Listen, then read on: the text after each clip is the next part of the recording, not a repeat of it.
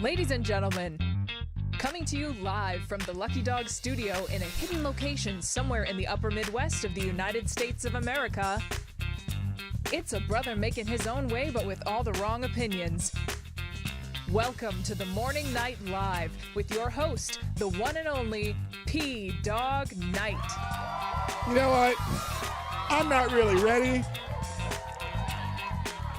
but fuck it. Let's go. Good morning, everybody. Welcome to the Morning Night Live. I think I might have just doomed myself to have this be, what's that, limited monetization. Anyway, hi. There's only a couple of you here because I didn't give you time, but that's okay. People will show up eventually and it'll all work out. If you want to share the stream, if you're there, there's the link in the chat. And I'm not going to pin it. So just share the stream if you haven't done so already. And good morning. It's Friday. What's the date? 26th of September, 2025. I've got the old Switzerland cup today with the coffee. And what else do I need to tell you? James Comey's been indicted, or is going to be, or whatever. I don't know. So we'll talk about that, obviously. That's the biggest news, and that's what everyone on the internet is bitching about right now. At least the lefties or the left. When I call people lefties, not everyone is well, yeah, they are. But anyway, hi. I don't know what I'm saying yet. So we'll figure it out as we go along. I hope you're all having a good morning. Mine's adequate. I haven't even looked through the aggregator yet either. See, FBI flag, tackle, streams, blah, blah, blah. There's a lot of stuff here. So the aggregator will be in the links.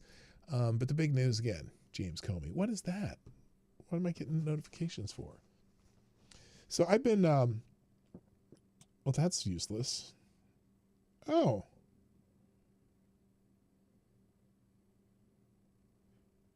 Oh, well, it's about time this got back to me. This is going to just be discombobulated. There's a lot going on. Let me say hi to everybody. And it's Friday Q&A, so drop your questions. That'll make things interesting. And we'll go from there. So, first in chat is Mr. Avocado Stabby. Things are right. And you get the bell. Congratulations. Midnight!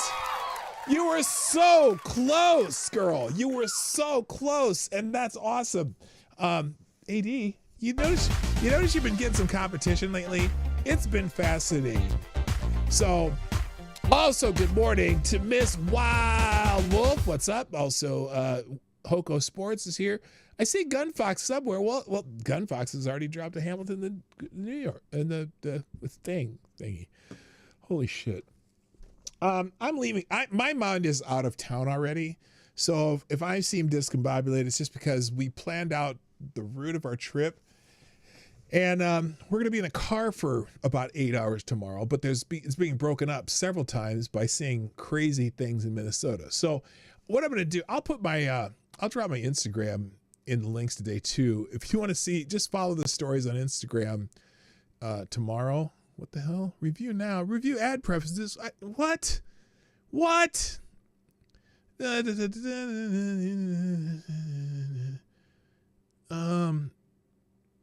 What? Oh fuck! I don't care. They're gonna use you're gonna use your information no matter what they do anyway. I'm gonna put a link to my Instagram, the Marty's Big Journey account in the links today. What's going on here? Good God, they're just pain in the ass. I already I'm sorry, guys. The show should be just a lot more easy. A lot more easy. Save the info, whatever. Is it going to give me the same message? No. Okay, so I put put my Instagram account in the links today. Thank you, Gunfox61. You are the new Streamlabs Superstar sponsor today. Already hijacking the show, but let me finish saying hi. Dropping Hamiltons left and right. By the way, it's $5 Friday. If you can, drop at least a 5 spot in the tip jar today, because I got a lot of gas to pay for over the weekend. Okay, good morning, Hoko Sports. Already, Lewis is in the house. Louis, Resolute Germ, Gunfox61, the amazing administrator of the PDawgKnight Discord server, Mike Savage, Blarg, Blue Eyed Scream, oh wow, that was a bad scroll there. K-Shaw, what up, Kirsten? How you doing? Donkey Punch Bandit, the best and most exciting name on the internet. That's weird for me to say. The Pope is here. Pope Tyrannius III. The blessed Lich with today's message of hope. Blessings of the Most High. Today the sun was bright, the birds were singing, and guess what? You get to see it and experience it all. So go out and get some sunshine. Yes, and touch grass or something. Sunshine is a great thing, and I'm going to have a lot of it this weekend because I'm going to be walking on sunshine. Oh. I'll be walking on sunshine. Good morning, Johnny Hellcat, the original viewer of the Morning Night Live, the first person ever to click the link to this show, and Big Dave, 1066, and TC is in the house. So people are rolling in. Keep rolling in. Of course, you can't hear me if you haven't done already. 60 people, 5 likes. That's not healthy. We need to hit the like button. But since Gunfox has already hijacked the show, I am going to start with the things that Gunfox has hijacked the show with. Dropping Hamiltons and links. If you drop a Hamilton link, I'll read whatever you give me. So there you go.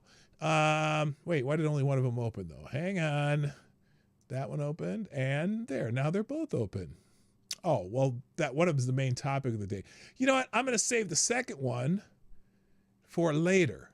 But the first one we'll do right now because... there's a lot of stuff going on. A lot of stuff going on. So, Gunfox. Wait, is that? Oh, I see. We did that. Okay. All right. Gunfox dropped this one in the tip in the links. Mach 9.6 X-43 hypersonic scramjet has a message for the U.S. military. This is some NASA news, right? Got news? War report. Key points in summary. NASA's X-43A proved to be an audacious idea. Use a scramjet, a jet that breathes air at supersonic speeds to fly near Mach 10. What? Dropped from a B-52 and boosted by a Pegasus rocket to test speed and altitude, the 12-foot research vehicle ignited its hydrogen fuel scramjet for seconds that made history. Mach 6.8 in March 2004. And Mach 9.6 that November. By the way, good morning, Jay Blizzard. JB's in the house. What's up? Holy smoky. The 3-flight HyperX program ended after meeting its core goals as funding and priorities shifted. Though short-lived, X-43A's flight data, material lessons, and control strategy became the starting point for later U.S. hypersonic efforts and the benchmark for air-breathing speed. By the late 1990s, engineers had squeezed about all they could from wind tunnels and simulations to scramjets, supersonic combustion ramjets. The catch, scramjets only make sense at hypersonic speed, where air rushing through the inlet stays supersonic as it mixes with fuel and burns. To know if scramjet truly works, someone had to fly one, close the loop on inlet, ignition, combustion stability, and controls in the real high-temperature, high-pressure environment where models get shaky. That was the point of HyperX, a modest, high-risk program built to turn decades of lab work into seconds of flight data that textbooks couldn't provide. So, NASA kept the airframe tiny, about 12 feet long, to simplify logistics and focus on the engine. The X-43A would not take off on its own. Instead, a B-52 would airdrop a modified Pegasus rocket booster with the X-43 riding on its nose. Oh, is there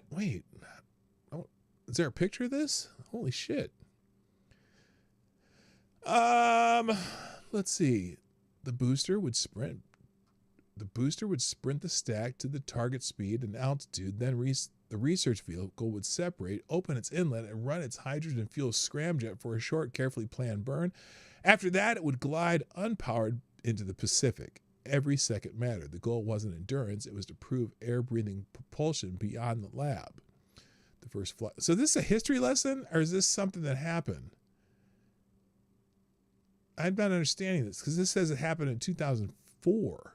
Is that right, Gunfox? Am I reading this right? Hello, Jaeger Pony, my favorite Canadians in the house. What's up? So then let's see. So the first flight attempt in 2001 ended in failure when the booster went out of control and the range terminated its mission. The painful lesson forced 2 years of fixes, better modeling, cleaner controls, and tighter booster vehicle integration plan. When HyperX returned to the air in 2004, the approach was about the same, but the engineering was wiser. What followed were 2 record flights that validated the entire idea of air-breathing hypersonics. The first flight was 2004. Yeah, that's what it says. And then the one that went to 9.6 Mach 9.6 was the next one. Now, think of the profile as a relay. The carrier phase, AB-52, hauls the stack to altitude off the California coast. Boost phase, the Pegasus first stage lights, pushing the stack up to the test window, tens of miles high and already at hypersonic speed. Separation, the X-43A breaks free, stabilizes, and opens its inlet, the moment of truth. Scramjet burn with hydrogen flowing, supersonic air rushes through the engine, combusts, and produces a forward thrust. There are no compressors or turbines, just geometry, pressure, fuel, flame, and timing. That's an interesting way to do that. I kind of sort of understand jet propulsion, but that's kind of cool.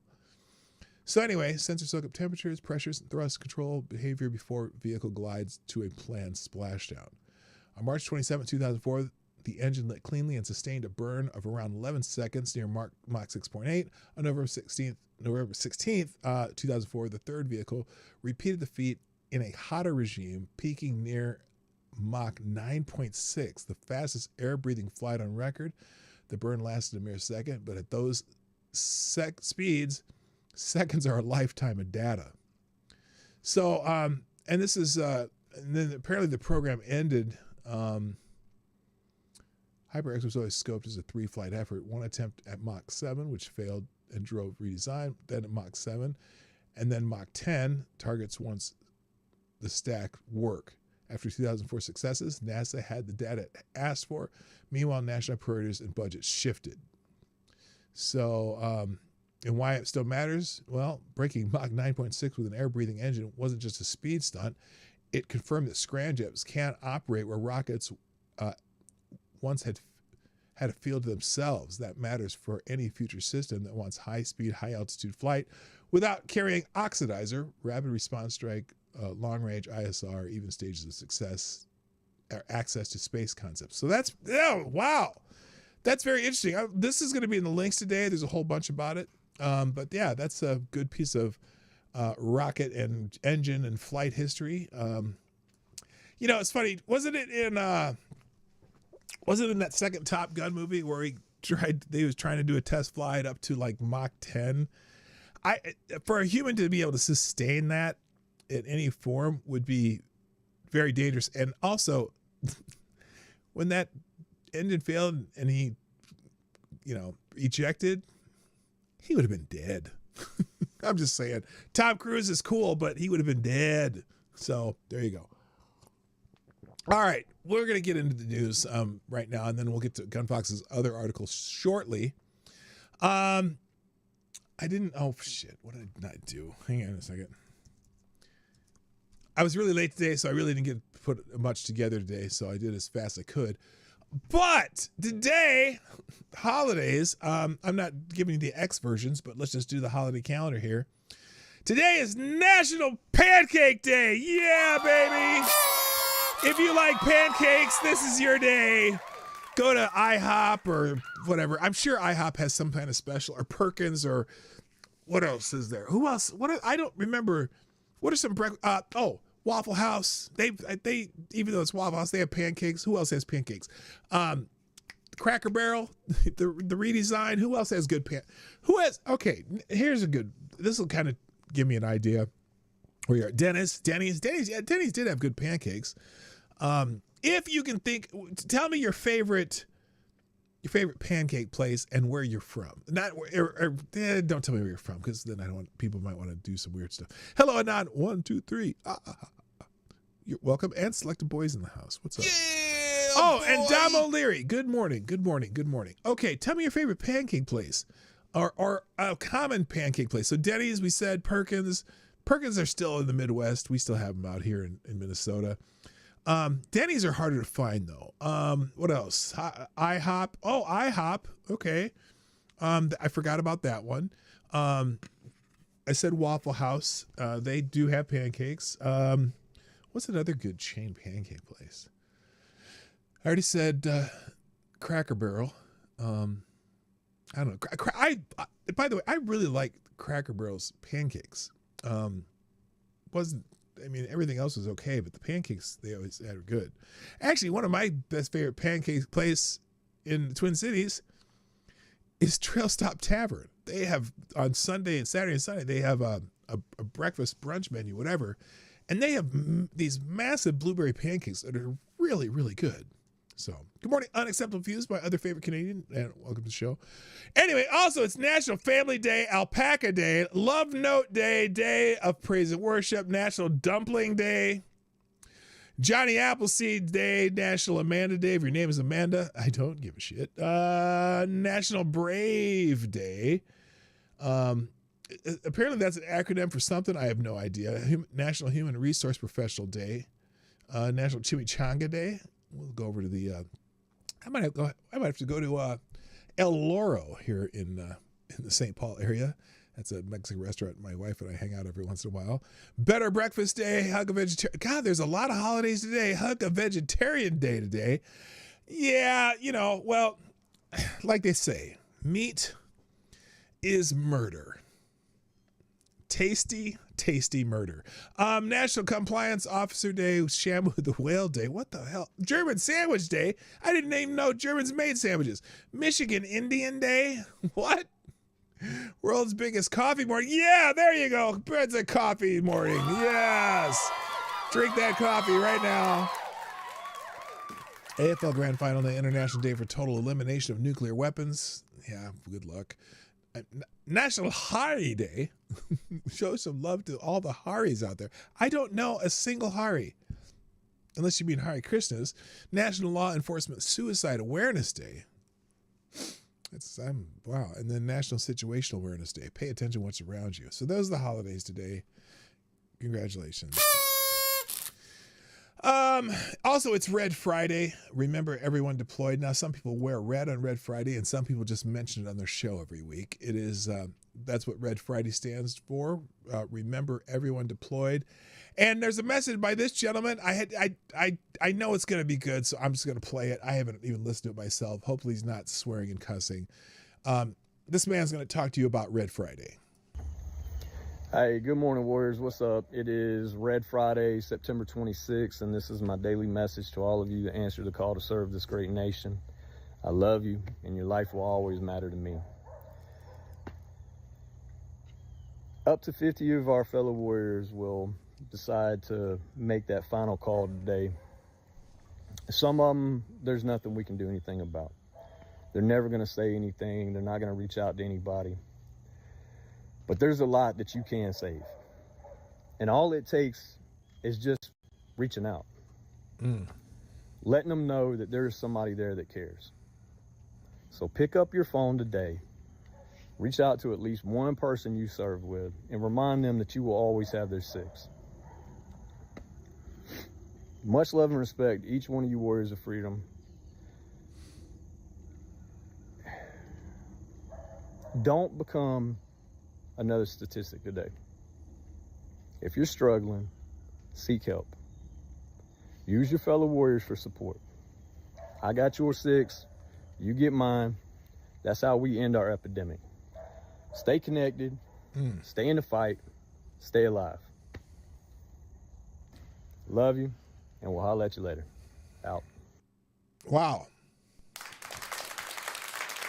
That's powerful, man.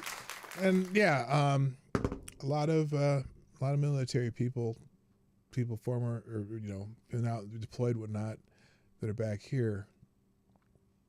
need some help, need just help, encouragement, and ways to make sure that we keep them alive. And because there's war is hell, and it hurts a lot of people. So if you know anyone that who's served, maybe reach out to them today and just say, hey, how you doing? What can I do for you?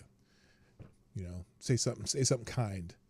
So, wow, that message got me. Oh God. And now I'm here. I guess I can scroll along on Red Friday here. Apparently the ladies have all decided that for Red Friday, they're going to make sure, oops, wait, not there. There we go. I scrolled slowly because apparently some of the ladies are trying to encourage some of the those service members to stay in good spirits by putting pictures of themselves in their underwear and bikinis and stuff. So anyway, Red Friday stands for Remember Everyone Deployed. And I got to be careful scrolling because there's more skin than I was expecting on the Red Friday thing here today. So anyway, on Fridays we wear red to remember everyone deployed. So there you go. Happy Red Friday. And again, if you know anyone who's been out there in the field, reach out to them. All right, moving on. Ryder Cup is trending. Now, again, this is sports and golf, and I know not everybody's into sports and golf, but the Ryder Cup's trending, and it's trending high. Apparently, Keegan Bradley waves American flag to rally Bethpage crowd before the Ryder Cup. That's kind of cool. U.S. Ryder Cup captain Keegan Bailey. A Bethpage Black native grabbed a fan's American flag and sprinted up the 18th fairway. Let's see, is that? Oh, here we go. Up the 18th fairway during Thursday's practice round, drawing chants from thousands of spectators. There he is. He's got the flag running through the crowd, or through the 18th fairway. The 39-year-old leads the U.S. team featuring Scotty Scheffler and Xander Schauffele against Europe's Rory McIlroy and John Rahm. In the 2020 event at the challenging New York course, Europe took an early lead in Friday's foursome, but the U.S. tied the afternoon four balls, setting up weekend matches. And if you don't know how the matches work, you just got to kind of watch it. But setting the tone for the Americans was Bryson. How does he say his last name? Bryson's Chamulo or something like that. Here, let me show you. Here's him setting the. He led off the matches yesterday with this scary swing. Watch this. Yeah, he went for all of it. That is perfect. 320 carries no problem for Bryson. Look at that. That's how you get the crowd going. That is unbelievable. That just carried shows you 320 and foursomes. That is an incredible shot. Got to give him that. I don't know how long that hole is, but he put everything into it. Keegan Bradley. All right, so there you go. I'll probably get one of those things for copyright for that, but I don't give a shit. And let's see what else. Oh, and then but also because the Ryder Cup USA Network is trending. Apparently, they were having serious audio troubles during this event, and people are bitching about that. So that's why those things are trending. Thank you, TC, dropping a 6 spot in the tip jar. Thank you, appreciate you. Who says I would wear a sexy red dress today, but there's not many with a hole for me to slip my tail through. Oh, good Lord.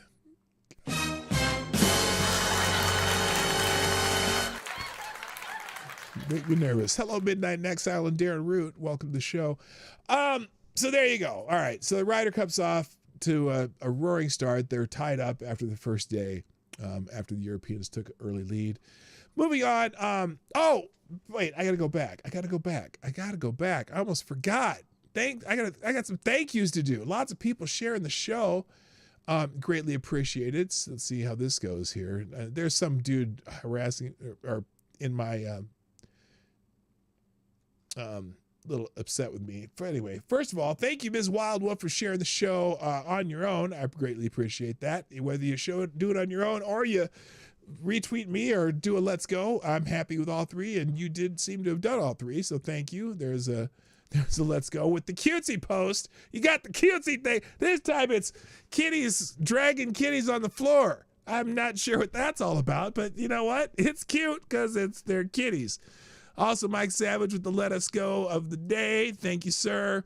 Resolute Joe with our little Roddy Piper. Yeah! We love us some Roddy Piper. One of the great entertaining wrestlers of all time. TC dropping the links and posting on behalf of the show. Greatly appreciated. JB with the daily flight log edition or something like that. I don't know what the hell that meant. Thank you, Johnny Hellcat, also tweeting out the show. Greatly appreciated. Link in description, aka Somnambule Nation, who I have not seen in the chat yet. Are you even here, Somnambule Nation? But you tweeted out the show, and I greatly appreciate it. You probably working or something. And a little Alec, oh good lord, little Alec Baldwin, GIF. Forgive us our lateness. Oh, I see what you're saying. And then people who retweeted the show include CG, Somnambule Nation, JB, Kirsten Shaw, aka K Shaw, and Resolute Germ. And we got a little scene from White Chicks from CG with the let's go. Appreciate it. We're reposting all of these. And let's see. We got Ty Alexander repost the post you were mentioning. Oh, Free for All Friday. Awesome. Thank you. And the Ric Flair woo from Tyre Alexander. So thanks everyone who does that. Good morning, Nomad. Originally Hammer time. Formerly known as MC. That's why he gets the stop. Hammer time. Every time he shows up. Because that was our shtick until you changed your name. And I thought, well, I'm not changing the shtick. Okay? I'm not changing the shtick. Easy for me to say. All right, let's do some newsy things now. Core PCE is out, and it's basically consumer inflation data for August is in, and we had month to month 0.2%, which was as expected, projected, whatever. Year to year core PCE 2.9%, which is expected, what they expected, and apparently Elizabeth Warren seems to not understand how this works. She says, I don't always agree with Chairman Powell, but he is right. Prices are up 2.9% from last month, and they're higher than they were a year ago. Why? Donald Trump's chaotic tariff policies, which tells me that Elizabeth Warren, aka Pocahontas, don't you dare call her Pocahontas. It's Faux, F-A-U-X, Pocahontas, apparently doesn't understand how the numbers work. No, it's 2.9% up from last year. And so if that number, say, for example, if you go this month and it was 2.9% over last year, and last month it was 2.9% over last year, that means it's steady this year, but it actually was up 0.2%, or 0.2% month to month, 0.2% month to month, which is a very, very small amount. For example, 0.2% of 100 is 0.2. So if you had $1, the prices rose 0.2 cents. So that's what that means. So anyway, so Elizabeth Warren is dumb, but what did Powell say here that she's agreeing with? Let's find out what Powell was saying here, because, core PCE prices rose 2.9% last month, also higher than a year ago. Goods prices, after falling last year, are driving the pickup inflation. Incoming because see, now she is confused because of the way he phrased that. That's why. And surveys suggest that those price increases largely reflect higher tariffs rather than broader price pressures. Okay, but it's not 2% from last month. It means year to year it was 2.9%, which is similar to last month. So core PCE prices rose 2. Okay, so anyway, so that's where Elizabeth Warren got it wrong. Anyway, because she's full of shit. Anyway, besides the headline, core PCE, personal income, spending data are also worth digging into. The internals, good headline number on income, up 0.4%. So there you go. You got Incomes up 0.4%. Oh no, this is plus 0.4.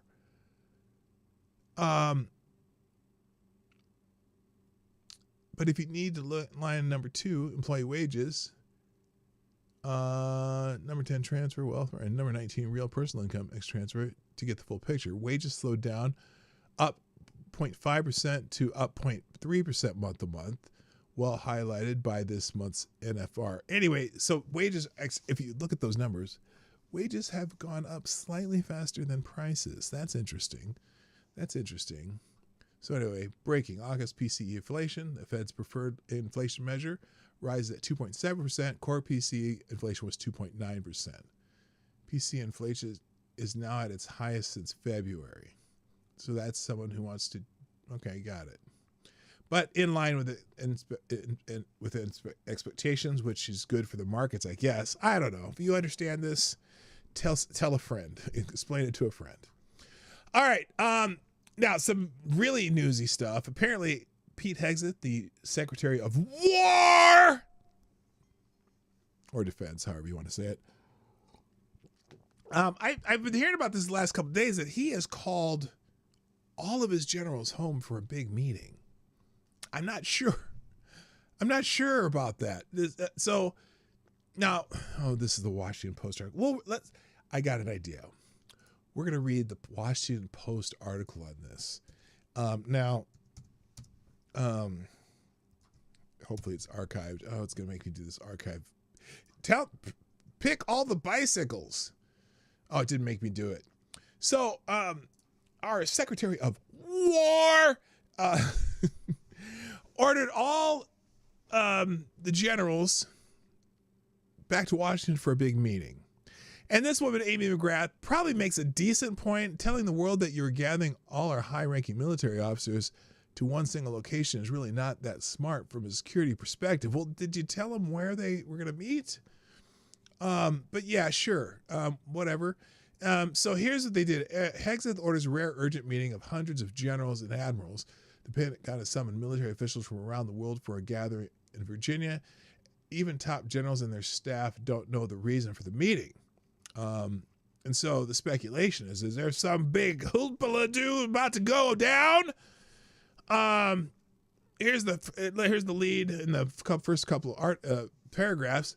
Defense Secretary Pete Hegseth has ordered hundreds of U.S. military generals and admirals to gather on short notice and without stated reason at a Marine Corps base in Virginia next week, sowing confusion and alarm after the Trump administration's firing of numerous senior leaders this year. The highly unusual directive was sent to virtually all of the military's top commanders worldwide, according to more than a dozen people familiar with the matter. Oh, I love those people familiar with the matter.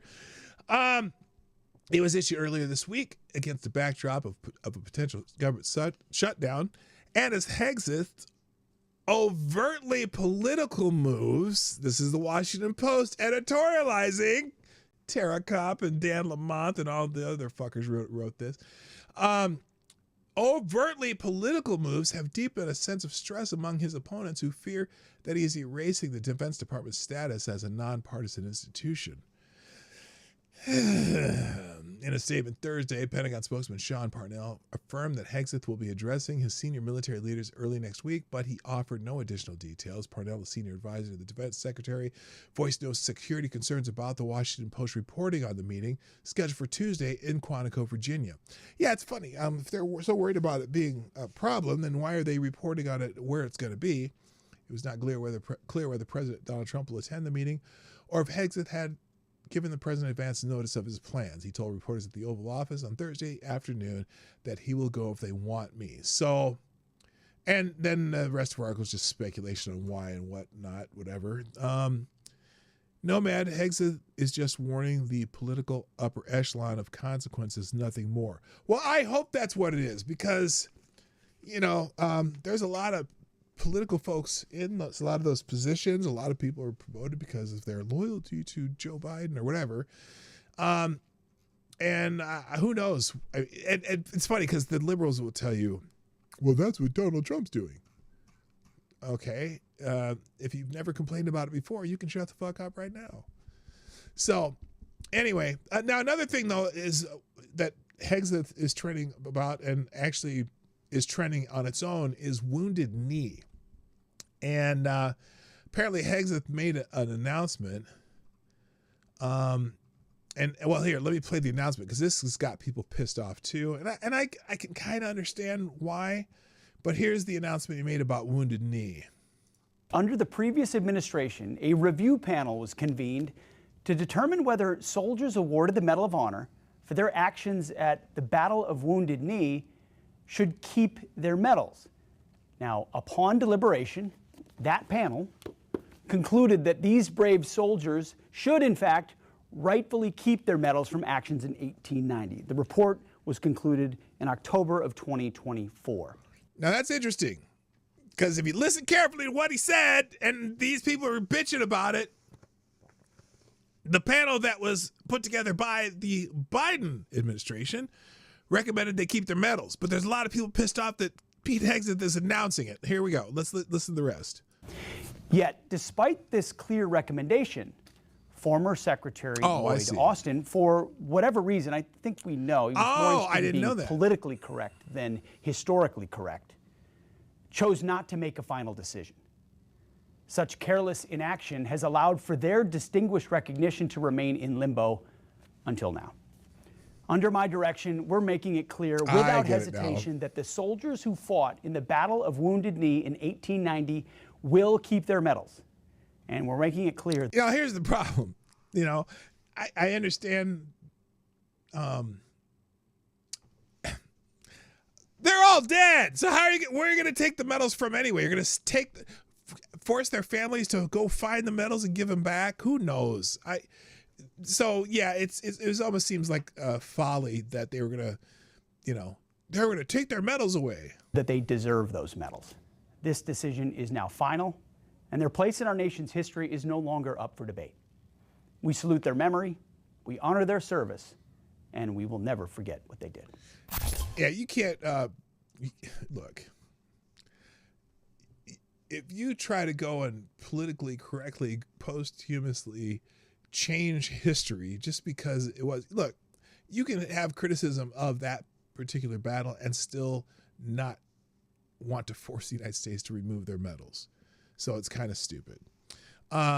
They will adjust their career records if they still exist. Right. I mean, look, these are very old career records. And at this point, one way or another, I don't know that it matters that much, unless you're just trying to be politically correct and make some people happy.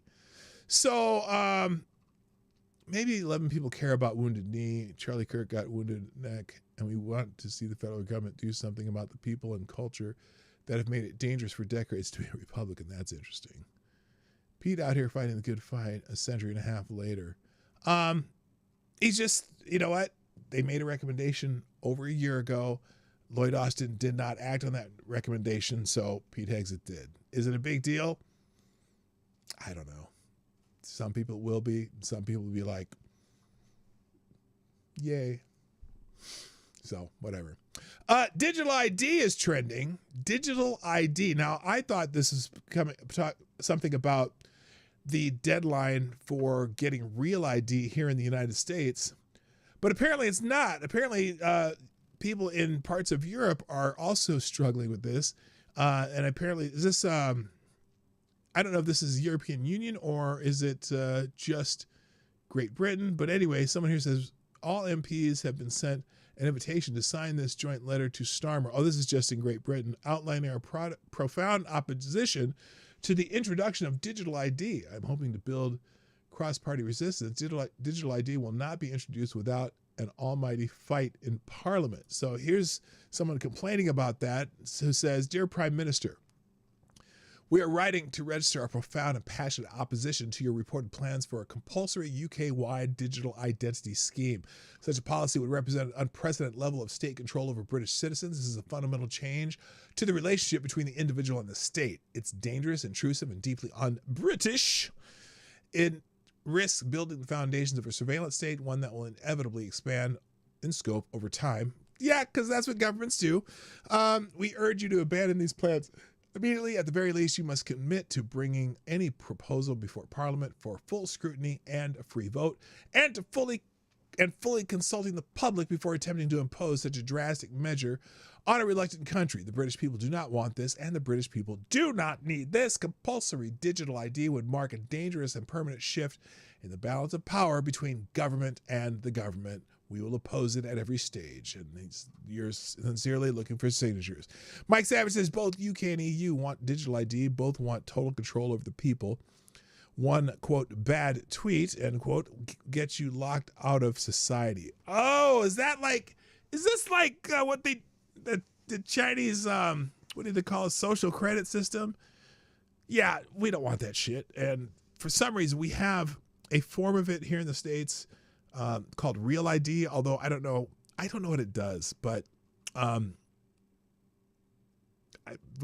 already have it because they say you need it to go on flights and shit like that. Well, can they revoke your, it makes it easier for you to revoke your flying privileges? I don't know. I don't like it. I don't like it. But I'm kind of old enough not to care, but I don't think my kids should have to deal with it. Now here's 5 reasons to say no to digital ID. Loss of privacy. Every move, purchase, and interaction could be logged and monitored. Centralized control. Whoever runs the system holds enormous power over your daily life. Data breaches. Huge databases are irresistible targets for hackers, risking your identity. Exclusion. No ID, no access. People could be locked out of work, healthcare, travel, or even shopping. Freedom erosion. Once digital ID becomes required, reversing it will be almost impossible. That's the thing. Government rarely shrinks. Once it does something, it's extremely real. Extremely hard to get it to go away. I'm shocked, by the way, for example, that we repealed prohibition. I'm shocked that we actually did that. I think that became such a problem. They finally did it, but that's extremely rare occasion of getting something that government did just get smaller. Governments naturally grow. So, other things trending. What time I got? Oh, I got to get to Friday Q&A. So, some FBI directors are trending. One, Christopher Wray, because people are saying Christopher Wray lied enough to Congress, and also James Comey getting indicted. Let's go to Gunfox's article. Let's go to James Comey first, though. But before I do that, thank you, TC. Another 6 spot in the tip jar. And who says, oh, no, here you go.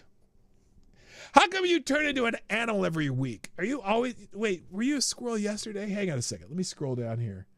Yesterday, what were you yesterday? What is this? Is this it? No, right. Oh, here it is. No, that's not it. Where's TC's from yesterday? Oh, that's, okay, that was a sexy dress. Where's that other one where you said something about being some kind of animal? Oh, yeah, boy, getting cotton stuffed in me can change me. I'm trying to figure you out, dude, but it's okay. I like it. It's funny as fuck. Anyway, TC says, oh, you're a squirrel in your Abby. I got you. Since I am a squirrel with sagging nuts, digital ID doesn't apply to me. The UK government can suck these nuts. Yes, exactly. Thank you for dropping a 6 spot in the tip jar. Greatly appreciate it. All right, the big news yesterday that has everyone reeling, especially those on the left, because they're saying, you're weaponizing the law. As if they didn't weaponize the law against Donald Trump. Former FBI Director James Comey has been indicted on 2 charges. It's about fucking time. But it was by a federal grand jury, so it wasn't like Donald Trump did it. It was a federal grand jury. Hello, Cryptic. What's up? And Lord Stanhope's in the house. What's up? Anyway, a federal grand jury told the U.S. state of... Oh, in the U.S. state of Virginia, this is a BB... By the way, this is a...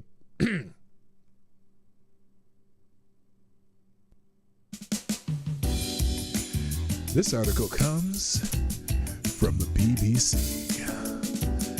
Oh, yeah. Oh, wait. Not that BBC. Sorry. I'll take it back. A federal grand jury in the U.S. state of Virginia has formally charged former FBI Director James Comey with dual offenses related to his testimony he gave to Congress. Mr. Comey, who has a long-drawn U.S. President Donald Trump's criticism, is accused of lying to a Senate committee in 2020 about whether he authorized a leak of classified information to the media. The indictment comes days after Trump called on the country's top law enforcement official to more aggressively investigate his political adversaries, including Mr. Comey. I'm sorry, but what happened to no one is... Wait a minute, hang on. No one is above the law. That's not even a good one. Where's the good one? Hang on. Let's try this one. No one is above the law. That's a better echo, isn't it? Okay. Mr.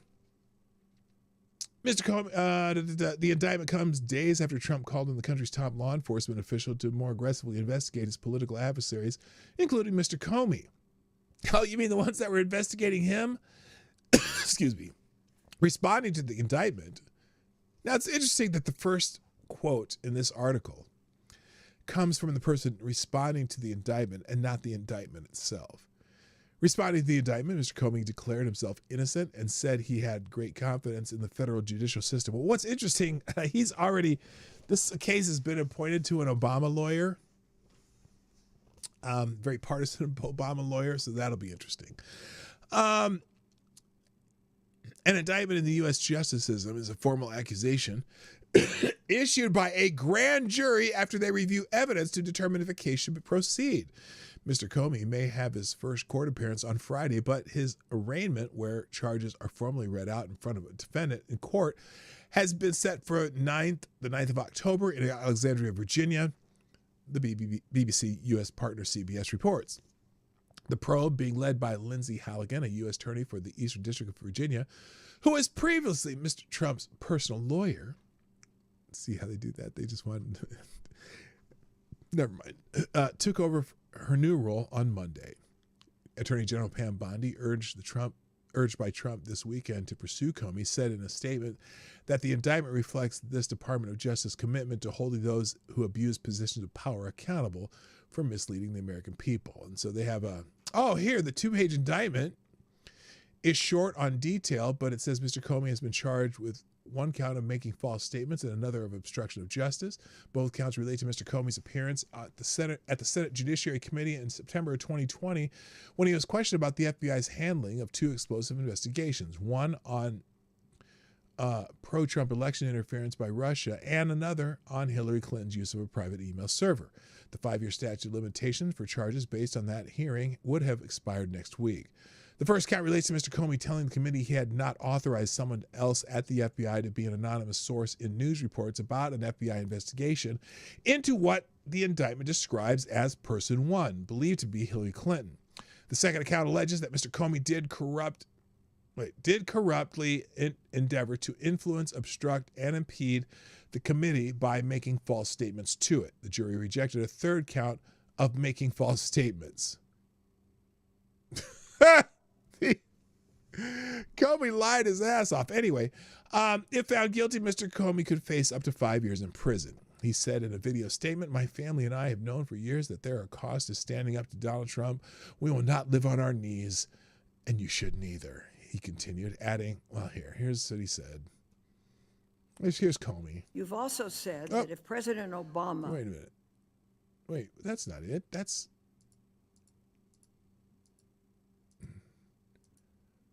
I'm not sure why they added this fluff in the middle. I'm not going to play it. I'll come back to it.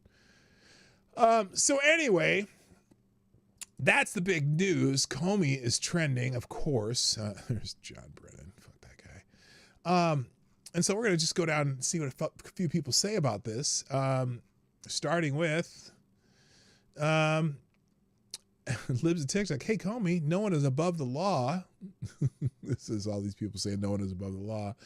Democrats now, so Comey broke the law. It was 5 years ago, but every day, the last 5 years, they talk about January 6th. True. Chef Andrew Gruel, who I've met, by the way. Chef Andrew Gruel actually made me a chef salad one time. The media acting like Comey indictment is unprecedented and norm-shattering is more ridiculous than the Tylenols memes. No awareness at all. I hope Republicans finally realize there's no reason in those brains. Yeah. So if you're going to argue Comey didn't lie, I'm all ears. If you're arguing that, sure, Comey lied under oath, but he shouldn't face consequences and punishing him is fascism, have a seat. Let's talk about it. So, and this is the brave U.S. attorney who brought the Comey indictments forward. And this would be Lindsay Halligan. I've never seen her before. She's behind those sunglasses. Who knows if she has googly eyes, but who knows? So anyway, here's another one. Here, left. James Comey telling Congress in September 2020 that the Steele dossier wasn't used in the 2016 intelligence community assessment on the Russian hoax. On the right, Tulsi Gabbard's release from July showing the Steele dossier was directly cited and that Obama intel officials overruled senior intel officials who told them it was garbage. So here's Comey. Here's one of Comey's lies. Not been verified. I don't know whether it was Brennan. I remember being told that the group's view was it was significant enough and consistent enough with other intelligence that it ought to be included, but it wasn't sufficiently corroborated to be in the body of the intelligence community assessment. So they put a brief summary of it in an annex. Not been verified. Okay, apparently that's a lie. Okay. But yeah, if they want to talk about weaponizing government, all the people around Trump who were indicted for various things that some of them were, like Peter Navarro, they threw him in jail because he wouldn't testify in front of a fake committee. And same with, or not Navarro, Steve Bannon. Steve Bannon went to jail because he refused to testify to the committee, the J6 committee, which wasn't even a legal committee. Now here it is. Such a shame if this declassified email showing Obama and Comey agreeing to hide the Russian hoax from Trump's NSA went viral. So what are they showing here? Down here, Director Comey affirmed that he's proceeding by the book as it relates to law enforcement. From a national security perspective, Comey said he does have some concerns that incoming NSA Flynn is speaking frequently with Russian Ambassador Kislyak. Comey said that could be an issue as it relates to sharing sensitive information. President Obama asked if Comey was saying that the NSC should not pass sensitive information related to Russia to Flynn. Comey replied, potentially. What does that?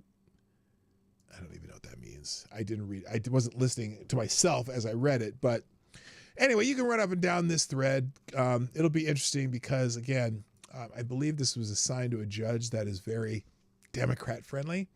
We'll see what happens there. Also, though, people are saying that Christopher Wray might be next.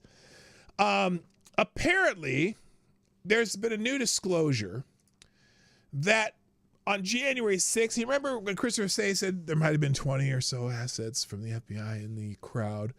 Well, now I don't know how this has been confirmed, so I'm telling you right now, I'm taking this with a grain of salt, making sure, but it's being reported by a couple different outlets that the FBI apparently had 274 plainclothes agents embedded in the January 6th crowds.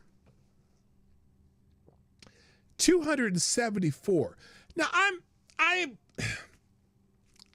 got, if that's true, I mean, even if it was true, there was only a few. Why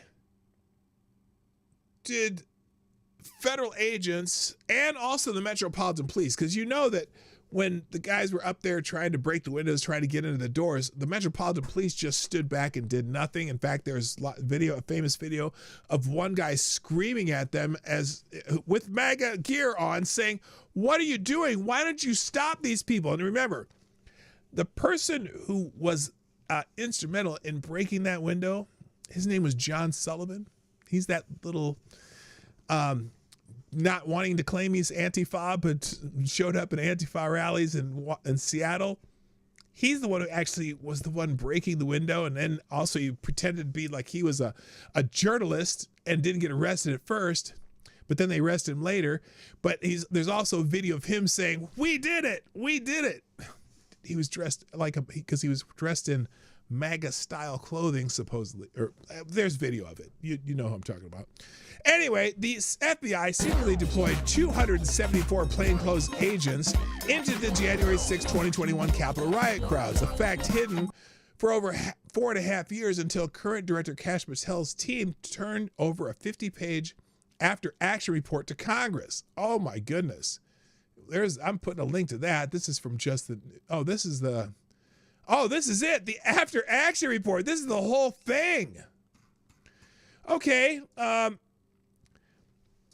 Agents lacked proper safety gear and clear identification, risking misidentification by other law enforcement. One agent wrote, "I wish you all would pay more attention to our safety than what type of masks we wear." Rank and file agents slammed the Bureau's leadership, claiming political bias infected operations under James Comey and Chris Wray. "Our response to the Capitol riot reeks of political bias," one agent stated. Another wrote, "We have been used as pawns in a political war." Agents criticized the FBI's aggressive pursuit of January 6 cases compared to minimal action against 2020 Black Lives Matter rioters, with one noting, quote, "I do not recall a single instance where the FBI made any attempt to put resources behind the summer riots of 2020.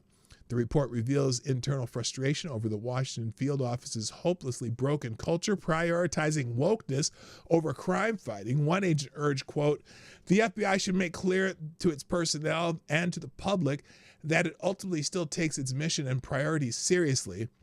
House Judiciary Committee Chairman Jim Jordan and Subcommittee Chair Barry Loudermilk demand answers on why courts and defendants were not informed of the agent's presence, raising concerns about prosecutorial fairness. Wow! Talk about a bombshell. I need a bomb sound for that. That's a bombshell. There's more in that. I'm putting the link to this PDF of this after action report. I want to go through this now. Oh, there's some things highlighted in red here. What is this? I can't even, where's the size thing here? Let's see.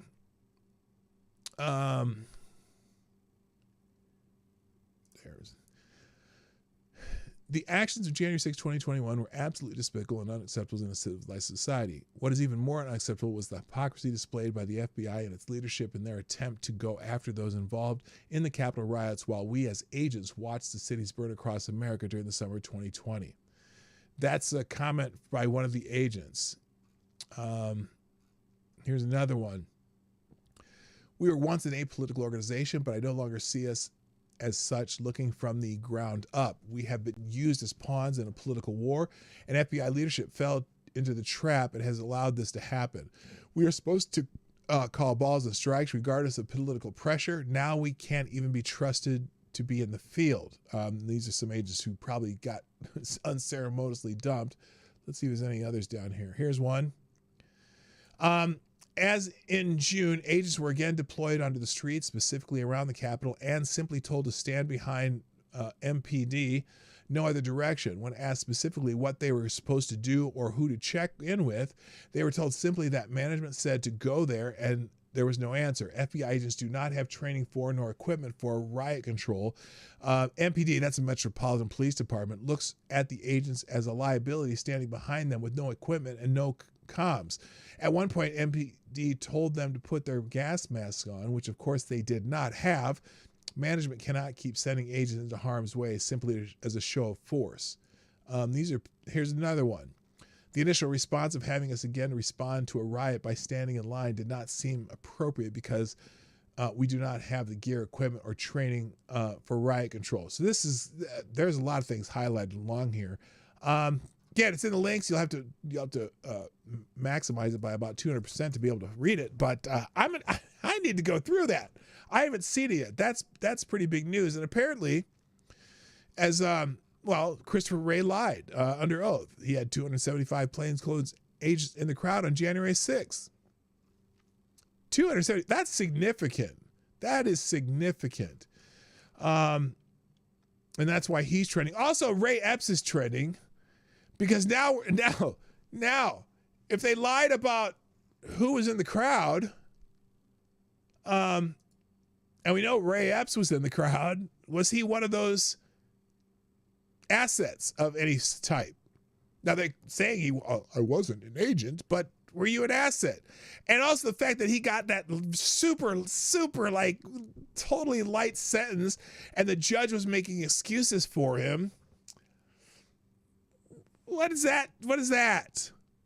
What the fuck is that? Just saying. All right, real quick. Thank you, Reaction Puerto Rico. Oh, feel good news. Okay, let me, can I copy paste that? All right, we are going to copy and paste that. We'll save that for the end of Q&A. Wait, it's not letting me copy it. Oh, I can't copy it. What the hell? Well, let's see if I can copy it. Reaction Puerto Rico, put it in the regular chat. Put it in the regular chat. But right now, before we get to that, thank you for the 5 spot in the tip jar. Ladies and gentlemen, it is that time of the week. On Friday is the same time that we do Friday Q and A. Yes, it's the time for the wonderful moment of the time, whatever of the year, known as Friday Q&A. Thank you, Reaction Puerto Rico. I found it. Oh, sweet. Okay, we'll do that. Yeah, we'll do that at the end here.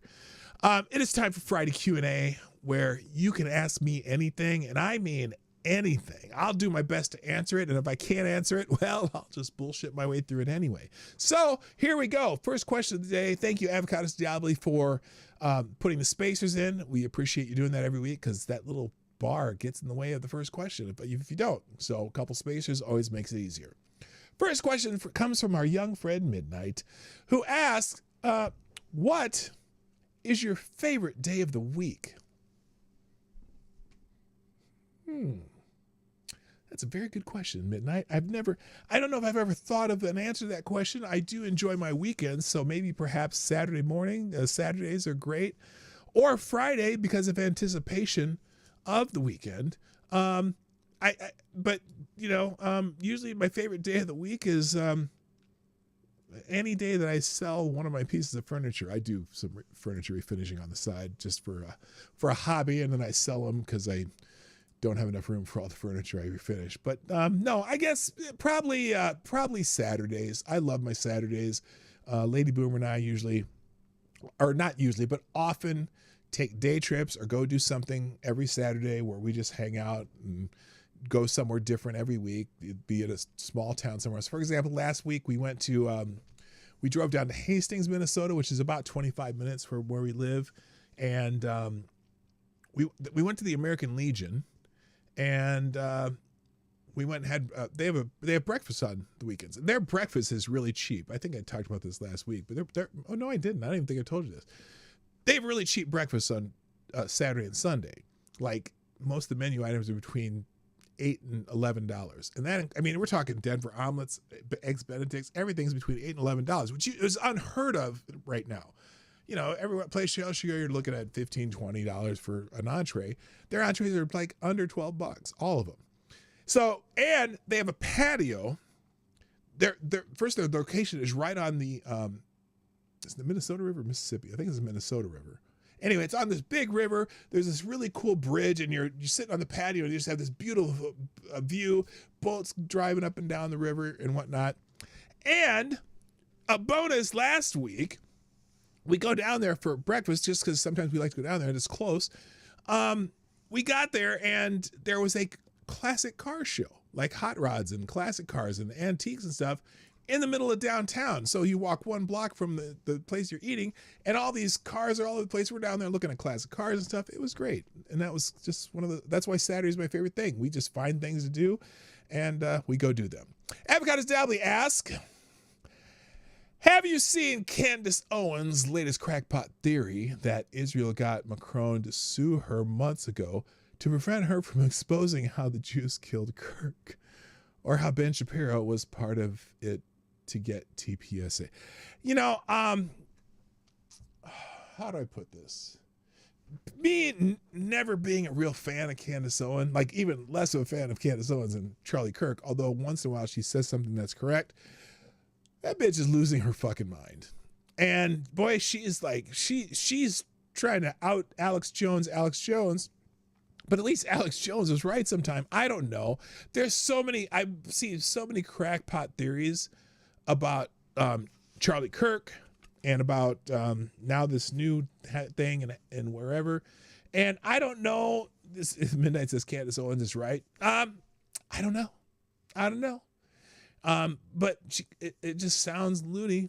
But also, but on that note too, there's a lot of questions about some of the things happening. So it's like, I don't know. I'm going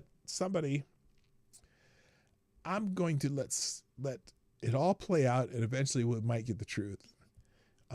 It could be just what it was, but I'll tell you one thing that's not the truth. The text messages that they put out were some loony bullshit. And I'm sorry, those are not text messages between two 20-somethings and any planet in this year of our Lord 2025. All right, Avocados Diablo asks, how furiously do you think Don Imus is turning over in his grave now that some of the same people who wanted his head for nappy-headed hoes are defending Kimmel? Yeah, Don Imus's leftover bone of foot is probably wanting to be in someone's ass right now. So yeah, he's probably not happy. Avocados Diablo asks, why is it despite being right-handed and my left hand being all mangled and fucked up to this day, I can still only snap the fingers on my left hand? I don't know. I'm just showing off. I don't know. Your brain says, your brain just isn't helping you out there. It's psychological, not physiological. Midnight asks, if you could smack Avocados Diablo with anything, what would it be?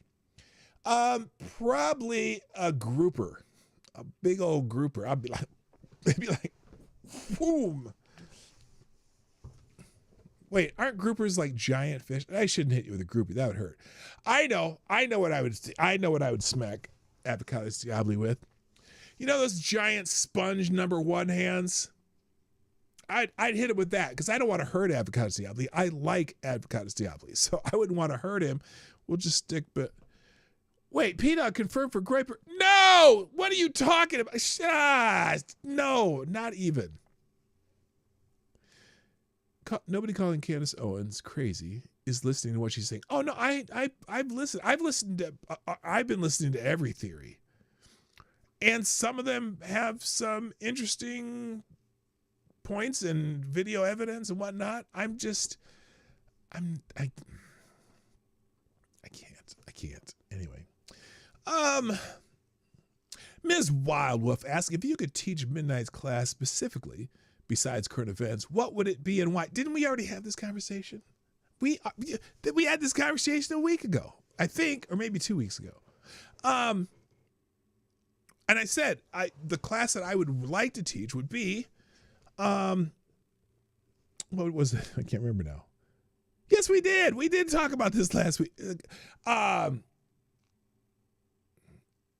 Shit. The financial stuff. Financial literacy. What I would teach. I would teach about credit, teach about how to use credit, how to buy real estate, how to do, because it's related to what I used to do for a living. I would teach financial literacy, all about credit cards, how they work, how interest compounds, the whole thing. That's what I would teach. Midnight asks, if you could rewind time, what would you do? You know, I would probably go back to high school, all the way back, even though I love my life now. I love my wife. I love my kids.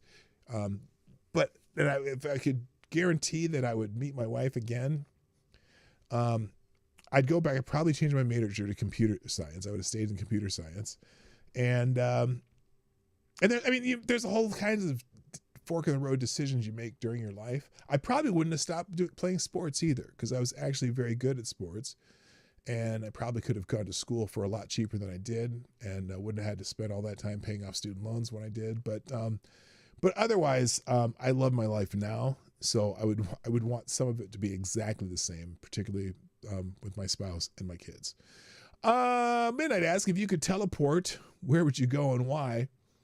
I'd go just about everywhere. I'd go back to Malaga, Spain, just because I enjoyed it so much. But there's a lot of places in the world that I'd like to see. So I'd be, if I could teleport, would I be all over the place? Just lots of cool places. Avocado Diabli asks if you were pulled over and the cops found that, oh God.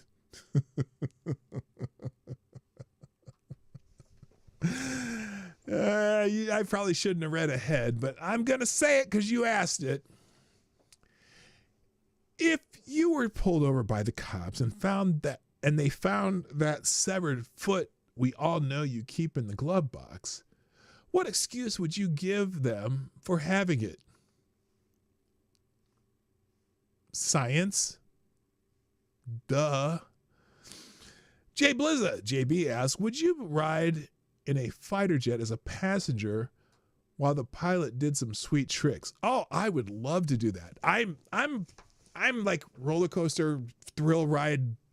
You know, I would bungee jump into the Grand Canyon. I like that kind of shit. I love adrenaline rush stuff. So I think that would be the coolest freaking thing ever. So yes, I absolutely would.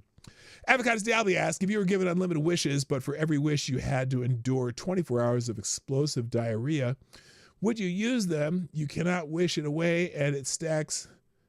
So 2 wishes at once would be 48 hours. Yeah,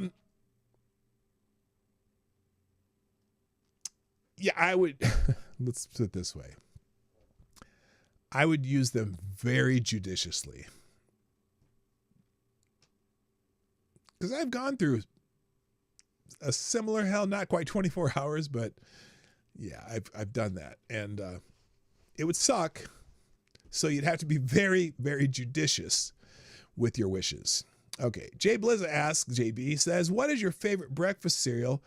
And would you still eat it if you found the box was full of ants? Well, the answer to the second question is no. And the answer to the first question, I don't eat breakfast cereal anymore, but I really love me some Reese's Puffs. They're terrible for you. They're just nothing but sugar and chemicals. But my God, I love me some Reese's Puffs. So there. Avocado Diabli asks, what is the best way to explain why you are hiding under a stranger's bathroom sink?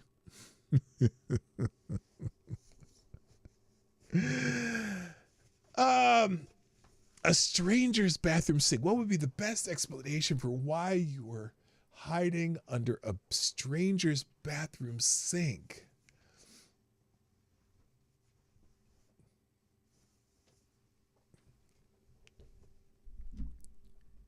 Shh.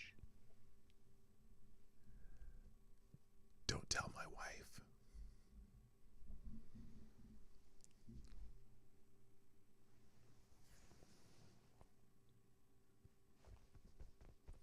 They'd probably just walk away and go, oh. Okay, where are we at here? Avocado Diabli asks, if you could take the head off of any one person and put it on the body of another person, who would you pick? Oh, that's just, oh my God, you asked some weird questions.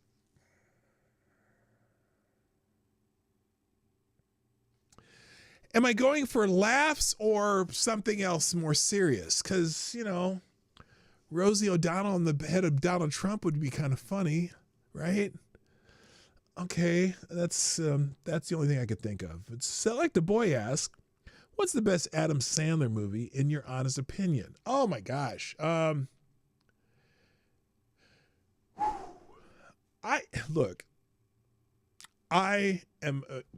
We're a big, our family are big fans of Happy Gilmore, and I mean there's a lot of good ones and there's a lot of really bad ones, but they're so bad that they're good. But I'm a big fan of Happy Gilmore. Just some of the gags in there crack me up every time I watch it. So there you go. I'm sure, you know, and by the way, in the chat, you can name your favorite Adam Sandler movie too. Please do. Lord Stanhope asks, what would you, okay, check my time. Lord Stand Up, why would you or any streamer with an opinion different than a bowl of warm milk would say who they worked for? Follow the Medicare method.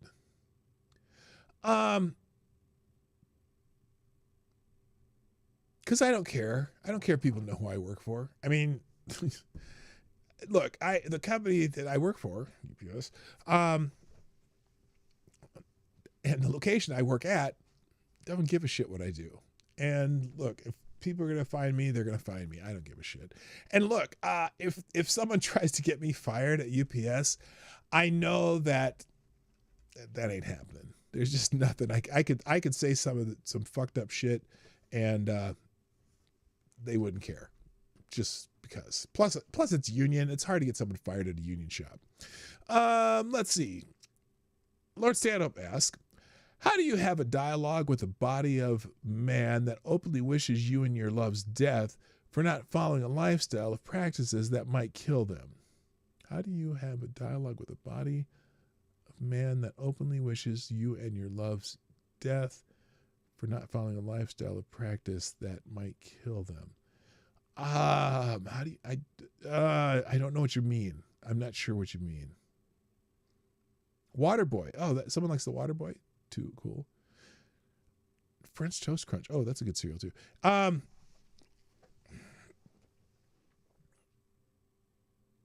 Wait, of a body of a man. What does that mean? How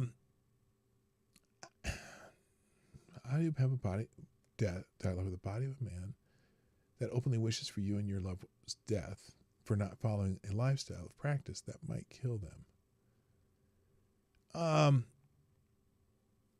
Well, one, if I'm getting this question right,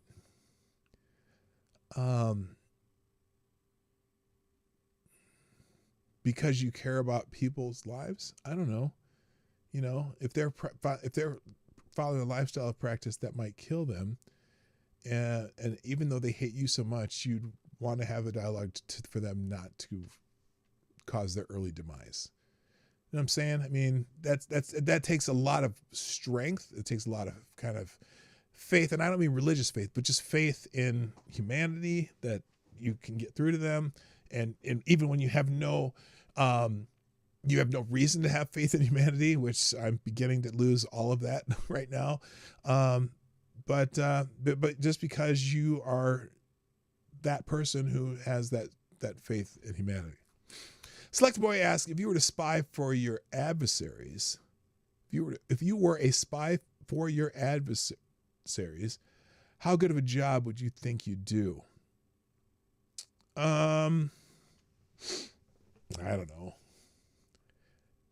I have no idea.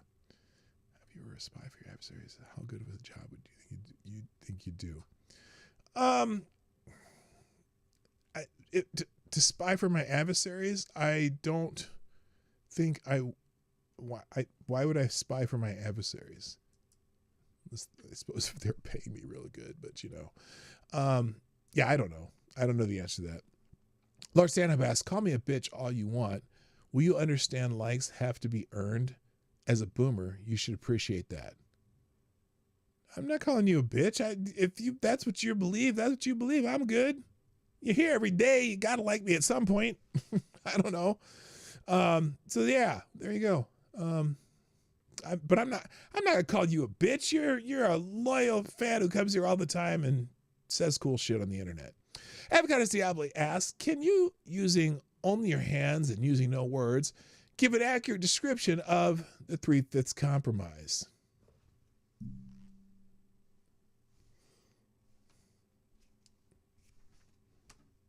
There. That's all I got. Lord Stanobash, you can choose only one. When you choose it, it will be removed from existence. If you wish, but you can choose only one, would it be evil or stupid? Oh, I'd get rid of evil. Stupid, you can work around stupid, but evil sucks. Lord Stand-Up asks, how are there 800 generals in the army? Do we have that troop? I think he meant, do we have that many troops? Do we really have that many corps, divisions, and brigades? I didn't. It's not just in the Army. It's all the generals of all. How was that? Generals and admirals. Still, that's a lot. That's a lot of fucking generals. Well, here's the thing. I don't think it's just commanding generals, is it? Because there's there are different levels of generals. That's a lot. That is a lot. But if you think of it, let's say you have, say you have 1.5 million people in the military. I don't know what these. Siri, how many people in the United States military is combined? Siri, how many people are in the United States military combined? So about 1.4 million people in the military combined. 800 generals. Siri, what is 1.4 million divided by 800? That's a lot of generals. One general for every 750 military members? That seems weird. I mean, I could see if there are that many captains, maybe? But generals? I don't know. There's a lot of generals of stuff that doesn't mean anything too, though. Anyway. All right, where are we at? Lord Advocate Segal asks, did you think you were going to get off this week that I forgot? Well, have you unseen a certain Adam Schiff thumbnail yet? No. God damn it. Advocate Segal asks, if you were to be hit on the head hard enough that you suddenly started speaking another language, and only that language, which would you like it to be? Well, I live in the United States, so Spanish would be the safest one, I guess. Although, it'd be kind of cool to be able to speak Mandarin. I don't know why. Okay, Avocado Diablo asks, do you think assholes work like fingerprints and that no two people have one that is the same? Oh, I think that's a fact, isn't it? It's like all kinds of different markings on your body. Yes, if you had an ass print, you could probably figure out what person on the planet this was if they had an ass print database. Asshole print database. Because the ass print database, that'd be a little more difficult, but the asshole print database, yeah, they could probably figure it out if they had an asshole print database. Avocados Diabli asks, following up on that last question, do you think that there are people out there who can identify people by just seeing their asshole? Wait, never mind. I am sure there are. Yeah, there probably are. I don't want to know. Lord Stanhope asks, what is the stupidest thing you spent money on? What's the stupidest thing I've spent money on? Oh, easy. A pet rock. I bought a pet rock when I was a little kid. A pet rock. They put a rock in a box and called it a pet rock, and you could buy it and it had some instructions and everything. That was the dumbest thing I've ever bought. Not only because it was dumber than a box of rocks because it was a rock, but also because that was just one of those genius things that someone came up with that was a fad long enough for him to make a shit ton of money and take money from people. So there you go. That was pretty stupid. All right. Sadly asks, is there a name for the irrational fear that a miniature hippopotamus may be living in your mailbox and attack you when you check the mail? Yes, it's what's that called again? It's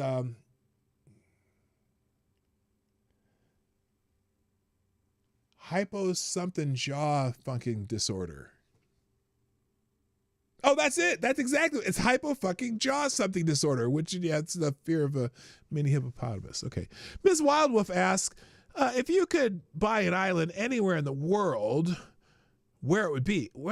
Buy an island? Buy an island? Oh, microhippophobia. Oh, that's a much better answer, is Lord Stanhope. I never thought of that. Microhippophobia. That's awesome. That's very good. Very quick thinking there. If you could buy an island anywhere in the world, where would it be?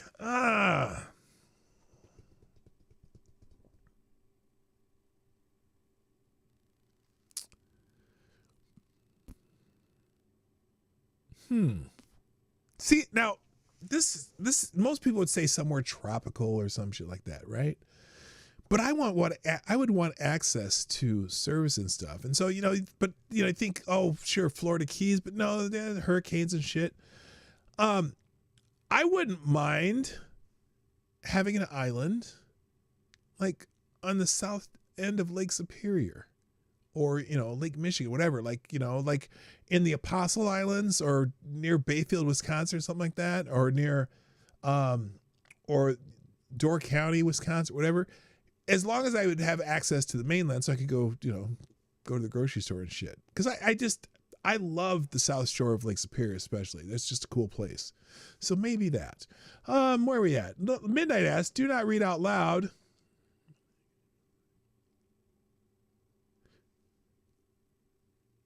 Monday, maybe not, but maybe on Free for All Friday. I'm answering your question without reading it out loud. We'll get there. Ms. Wild Wolf, what was your favorite class in school? Jazz band. Honestly, it was my favorite class. I loved jazz band. We loved practicing and whatnot. Now, if you mean like an actual class, I liked my math classes. I really did.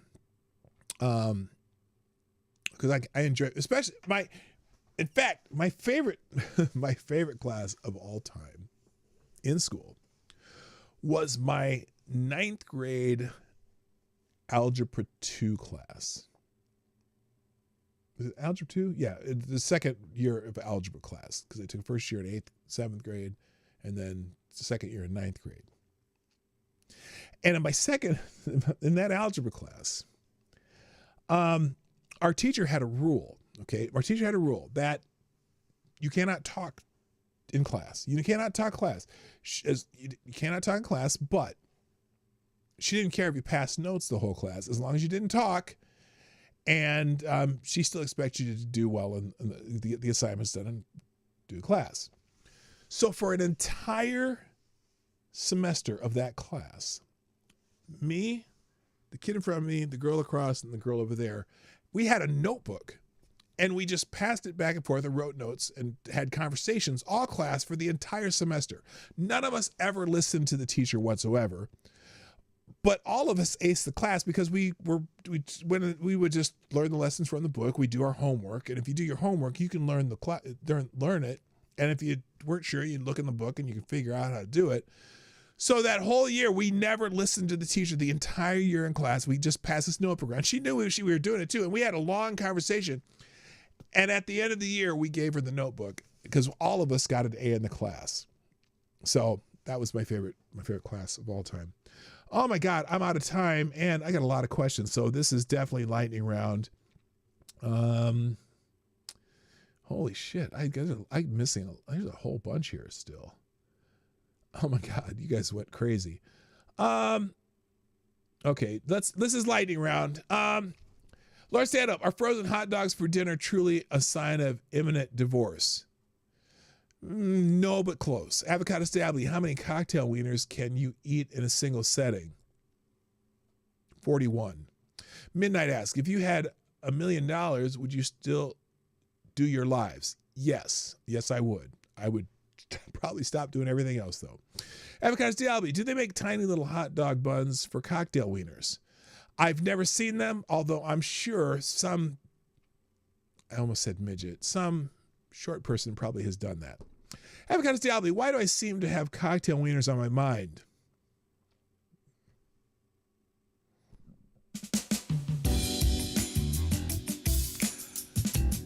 We all know. We all know. Lord Stand Up, what's the difference between meatloaf Salisbury? What's the difference between meatloaf Salisbury steak and hamburger steak? I've never heard of meatloaf Salisbury steak. I've heard of Salisbury steak and I've heard of hamburger steak. And I think they're the same thing, unless there's some kind of seasoning difference, but I'm not 100% sure. Ms. Wild Wolf, if I made you a custom designed cup that has your logo and Midnight's class logo, would you buy it? Midnight's class logo. Oh, like because she's homeschooled? Yeah, maybe. We'll talk about that. Avocados Diablo asks, what do you think the meaning behind a dream where Terry Hatcher's disembodies head chases you around screaming, I want my $2 at you while chain smoking Virginia Slims? I'm confused. How does she smoke Virginia Slims in her disembodied head? But it doesn't mean anything good. I guarantee you that. Probably something having to do with Superman. What was it when the dude from UCLA was the Man of Steel on TV? It had something to do with watching that too much, though. I don't know. Lord Stand Up, where am I? You're right there. Duh. Avocados Dabby, if you're going to start a no-wave band, along with someone with Down syndrome and a pair of Siamese twins, what would you name the band? And what would be your debut album be titled? God, you have some dumb questions.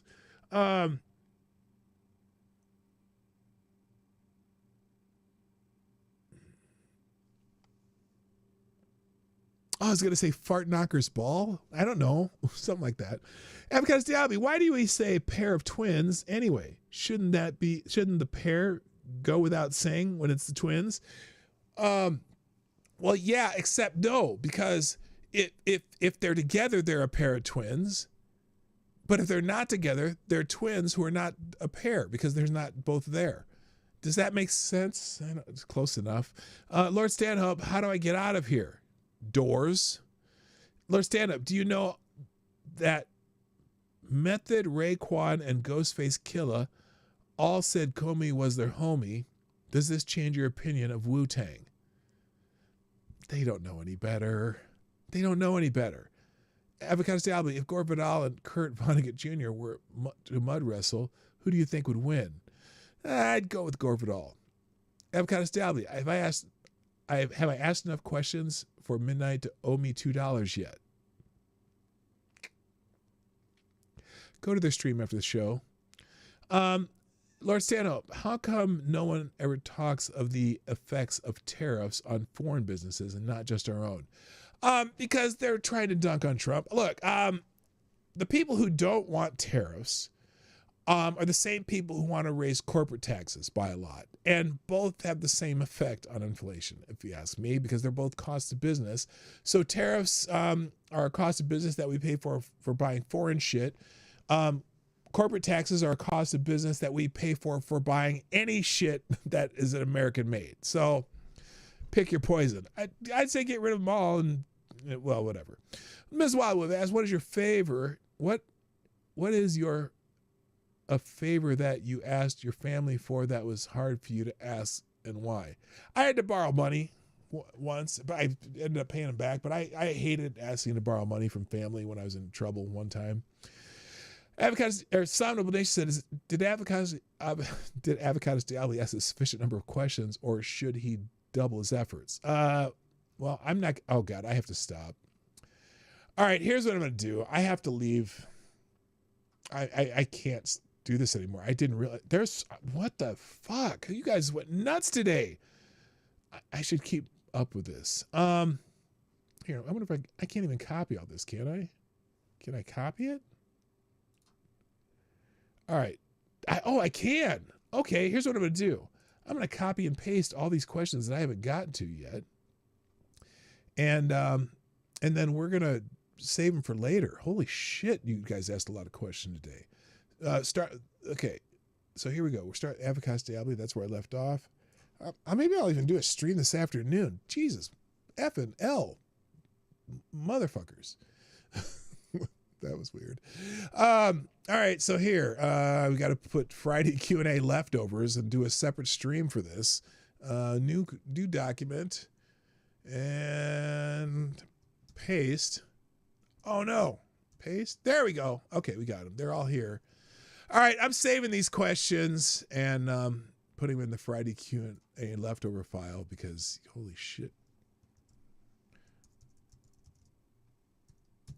Because I'm already late to where I'm supposed to be, and I didn't realize that. So, guys, I got to go. Sorry. no more questions. I'll do stream later and we'll fix that. But thanks for joining me today on the Morning Night Live. I'm going to close these so you don't have to see them. And that's it. I'll put the links to the chat and we're getting out of here. As soon as leave the site. What site? Yes, leave the site. I hope that's saved. God. Yeah, that's pretty prolific with the questions. Actually, I'm impressed, guys. I'm completely impressed. I might have to do only Q&As on Friday if you keep doing that shit. So thank you so much for everyone who submitted questions. And honestly, there are no stupid questions. I just think it's funny to say that. So I appreciate every one of you who do that. And you all have a great weekend. You might see me this afternoon, or maybe even while we're driving, we can do the Friday Q&A. Oh, wouldn't that be good? Maybe we'll do that. Maybe we'll live stream while we're driving. And come on, pop up here. There we go.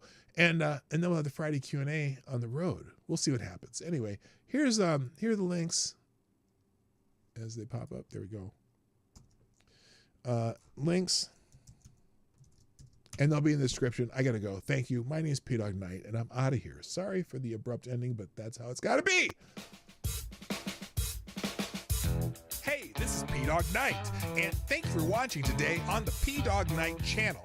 If you have an observation or remark you'd like to make about this video or my channel, I absolutely welcome you to write it in the comment section down below. I really look forward to hearing from you.